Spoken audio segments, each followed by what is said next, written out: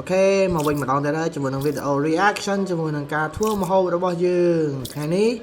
យើងមកមើលការធ្វើម្ហូបថ្មីប្លែកទៀតហើយសំខាន់បងប្អូនដែលមើលហើយកុំភ្លេចជួយ like ជួយឲ្យបេះដូងជួយអីផងណាមើលឲ្យអត់ឲ្យបេះដូងបាបយល់ទេ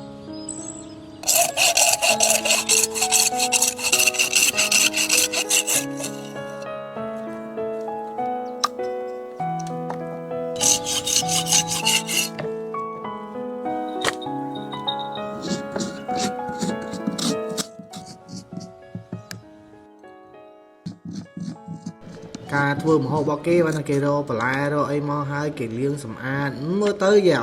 មួយហើយយើងអាចធ្វើតាមបានណាបើសិនមកយើងចង់ញ៉ាំម្ហូបគេហៅថាបែបថ្មីបែបជនជាតិចិនជាច្រើនហើយសឹងទាំងអស់ហើយហ្នឹងបងប្អូនតាមមើលវីដេអូមុនទេខ្ញុំ reaction មានញ៉ាំម្ហូបបែបចិនដែលគេធ្វើម្ហូបហ្នឹងជាមួយនឹងវីដេអូបែបហូបអាហារគុណភាពរបស់អាហ្វ្រិកមើលរបស់អាហ្វ្រិកមកគុណភាពហ្មងដាក់ប៉ាំងមកអែមហ្មងអូយនិយាយពីជាតិ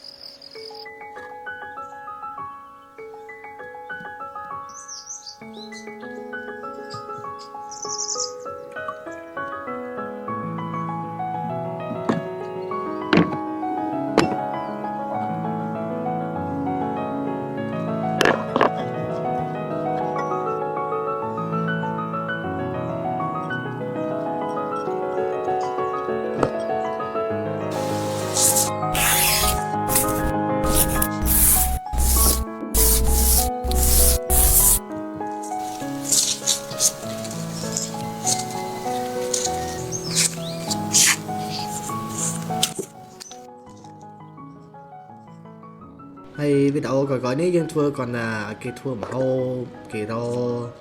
ត្រីសាច់បន្លែពីព្រៃពីភ្នំមកយកមកធ្វើនៅផ្ទះតាមភូមិតាមស្រុកហ្នឹងទៅហើយគេញ៉ាំជុំគ្នាអញ្ចឹងណាសាច់រឿងមានតែប៉ុណ្្នឹងទេហើយយ៉ាប់វីដេអូយើងចប់ហើយតែប៉ុណ្្នឹងទេអរគុណបាយបាយ